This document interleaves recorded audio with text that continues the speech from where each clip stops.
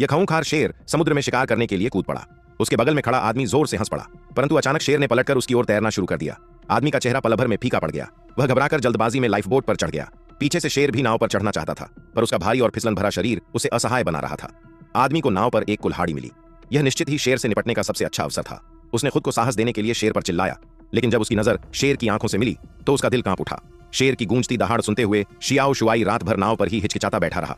उसने लकड़ी का एक बेड़ा समुद्र में उतारा और उस पर चढ़ने के लिए एक पटिया डाल दी।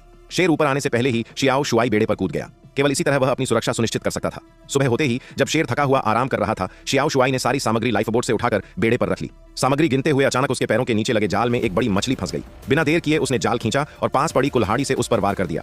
धीरे धीरे जब मछली का रंग फीका पड़ने लगा तो शियाओ शुआई टूटकर रो पड़ा, क्योंकि यह पहली बार था जब उसने किसी जीव की जान ली थी। ईश्वर से क्षमा मांगते हुए उसने मरी हुई मछली को नाव में फेंक दिया और शेर को खिला दिया। रात ढली तो समुद्र में असंख्य पारदर्शी चमचमाते जेलीफिश तैरने लगीं। उस दृश्य से शियाओ शुआई मंत्रमुग्ध हो गया। तभी अचानक एक विशाल व्हेल सतह को चीरती हुई निकल गई। उसके विशाल शरीर से उठी लहरों ने छोटी नाव को चकनाचूर कर दिया। सारा खाना और पानी समुद्र में बह गया। अब इस अनंत समुद्र में उसके लिए बस मौत ही प्रतीक्षा कर रही थी। भूखा शेर फिर से उसे घूरते हुए अपनी शाही दहाड़ में हिंस्रता दिखाने लगा। तभी अचानक एक उड़ती हुई मछली आकर शियाओ शुआई को गिरा गई। उसने सोचे बिना तुरंत वह मछली शेर की ओर फेंक दी, लेकिन अगले ही पल पूरा झुंड उड़ती मछलियों का उस पर टूट पड़ा। उसी समय शेर ने भी एक विशाल मछली अपने पंजों में दबोच ली।